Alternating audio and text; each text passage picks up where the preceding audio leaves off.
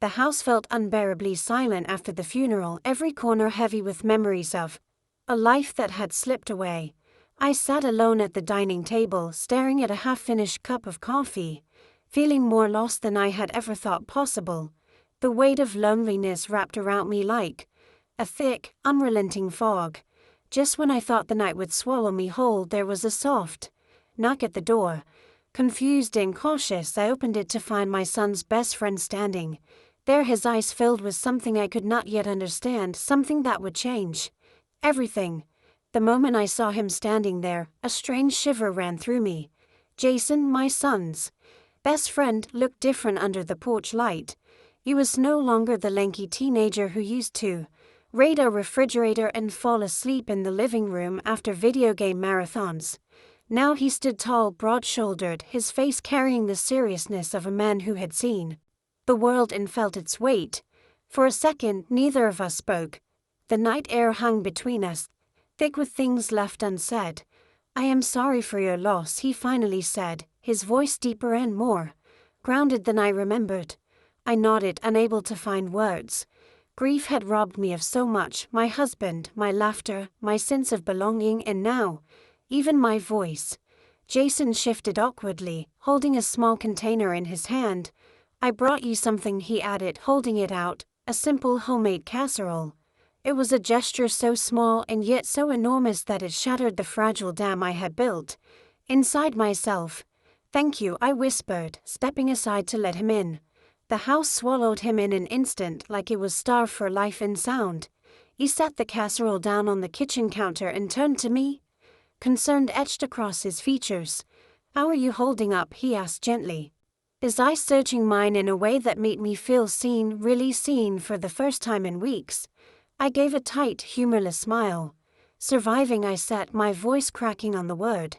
Jason hesitated for a moment, then did something unexpected. He reached out and touched my hand, not in a fleeting, obligatory way, but in a grounding, steadying way that sent a tremor straight through my chest. I wanted to pull away, to retreat into my cocoon of sorrow. But something inside me resisted. I needed the connection. I needed someone to remind me that I was still alive. "Do you want me to stay for a bit?" he asked, almost shyly, as if he was afraid of overstepping. I looked around the empty house, at the photo frame still standing on the walls, and felt the crushing weight of the silence pressing down again. "Yes," I said before I could think too hard about it. "Please." We moved into the living room, a space filled with both comfort and sadness. Jason sat on the edge of the couch while I curled up on the opposite end, pulling a throw blanket over my lap. For a few minutes we just sat there. The only sounds the soft hum of the refrigerator and the occasional creak of the old house settling. It was strange how natural it felt to have him there, like a bridge between the life I had lost and whatever uncertain future lay ahead. We started talking, first about mundane things, like how he was doing at his new job, how the neighborhood had changed while he had been away at college. Then gradually the conversation shifted to deeper waters. He asked about my husband, about what I miss most. It was a simple question, but it broke something open inside me. I found myself talking about things I had kept bottled up for fear of crumbling under their weight. I talked about the late-night laughter, the quiet mornings, the shared glances. That said everything without words.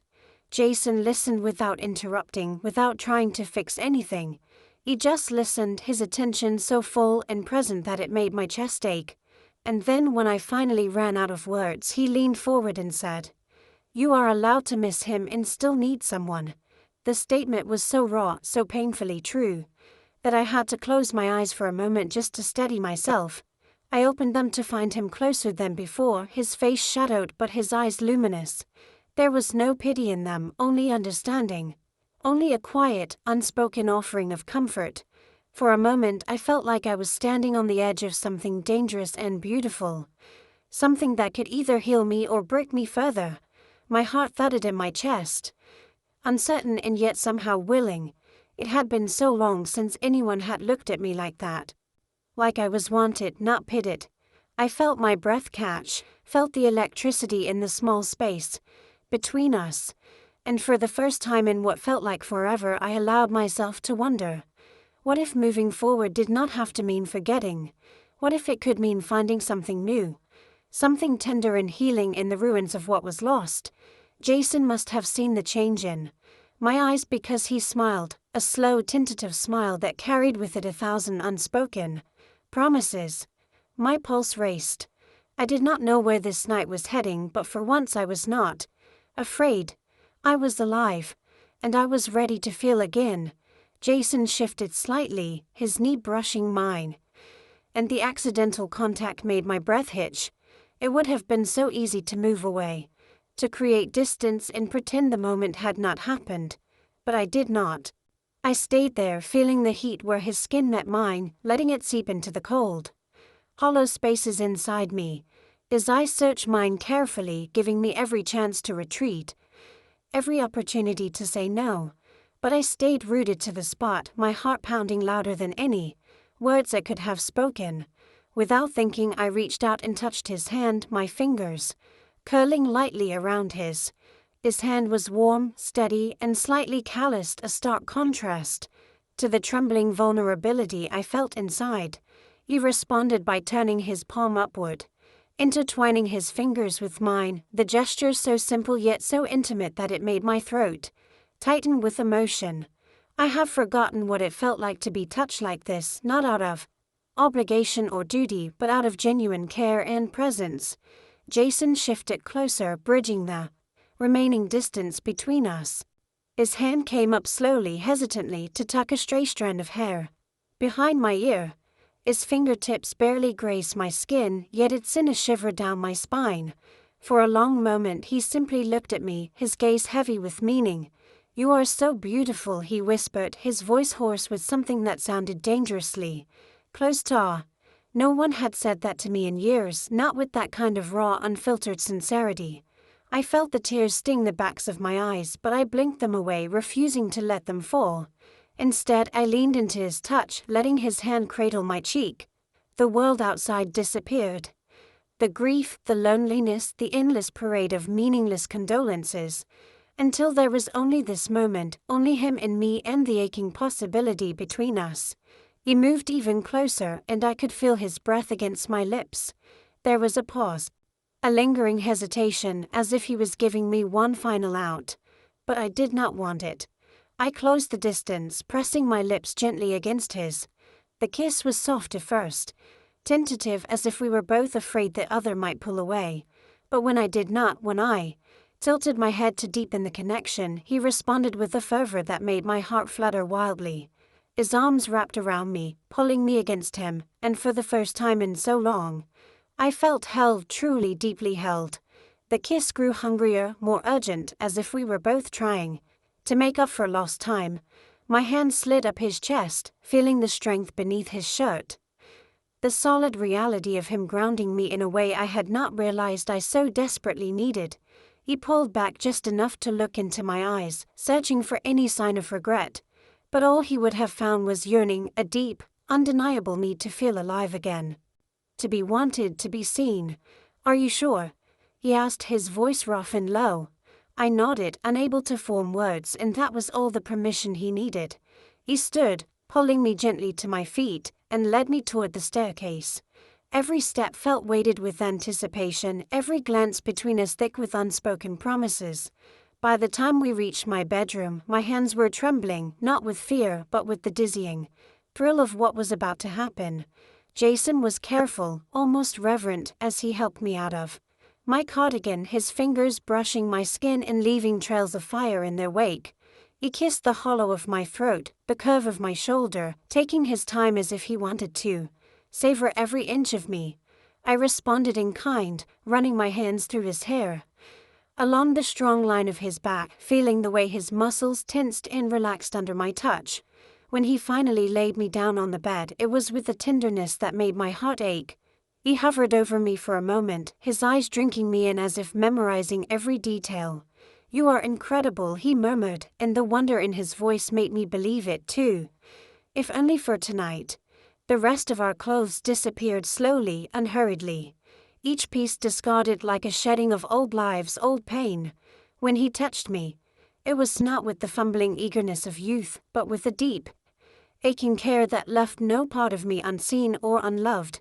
Every kiss, every caress, every whispered word was a balm to the wounds I had carried hidden for so long. The physical connection between us was electric, but it was the emotional intimacy that undid me. The way he looked into my eyes and never once looked away, the way he made me feel like I was not broken or pitted but cherished. Our bodies moved together in a rhythm as old as time. A slow, sensual dance that built and built until it consumed us both. When I finally cried out his name, it was not just release I felt, it was rebirth. It was the reclaiming of a part of myself I had thought was lost forever. Afterwards, we lay tangled together, our breaths evening out, the room filled with a soft, golden silence. Jason brushed his fingers along my arm, lazy and tender, as if afraid to let go. I rested my head on his chest, listening to the steady beat of his heart beneath my ear. For once I did not feel the oppressive weight of loneliness pressing down on me. Instead, I felt warm, grounded, held. He pressed a kiss to the top of my head and whispered, "You are not alone anymore." I closed my eyes and let the truth of those words wash over me. In the span of a single night, Jason had reminded me that love could take many forms, and that healing, though messy and complicated, was still possible. I had spent so long mourning what was lost that I had forgotten how to hope for what could be found. Wrapped in his arms, I finally allowed myself to believe that life could still hold unexpected beauty even after so much sorrow. And maybe, just maybe, I was ready to find it again. The morning light crept slowly into the room, casting a soft glow over the tangled sheets and the lingering warmth of the night before. I stirred slightly, half expecting to wake up alone, half bracing myself for the emptiness that had become a constant companion. But Jason was still there, his arm drooped protectively over me, his breathing slow and steady against my hair. For a moment I allowed myself to simply exist in the safety of that embrace. Not questioning, not doubting, just feeling. Yet even as my body relaxed against his, my mind began its restless unraveling. Reality, as always, demanded to be acknowledged.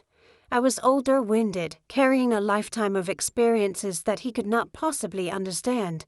What we shared last night had been beautiful, yes, almost sacred, but could it survive beyond the fragile cocoon we had built around ourselves in the darkness? Fear crept in slowly, insidiously, filling the cracks in my heart with cold uncertainty. Jason stirred, sensing my tension, and his fingers brushed lightly down my arm. "Penny for your thoughts," he murmured, his voice still thick with sleep. I smiled sadly, tracing idle patterns on his chest. How could I tell him that I was terrified? That no matter how tender he was, part of me was convinced this was temporary, a beautiful illusion that daylight would shatter. "I was just thinking," I said softly, choosing my words carefully, "that last night felt too good to be real." Jason lifted my chin gently, forcing me to meet his eyes. There was no hesitation there, no flicker of regret, only unwavering sincerity. "It was real," he said firmly. "Every second of it." Still, doubts gnawed at me. What would people think if they knew? Would they see me as desperate, pathetic, clinging to a fleeting touch to soothe my loneliness? Would Jason one day wake up, look at me with clearer eyes, and realize he deserved someone younger, less complicated? I pulled the blanket tighter around myself, as if I could shield my heart from the inevitable hurt. Sensing the shift in me, Jason sat up slightly, propping himself on one elbow.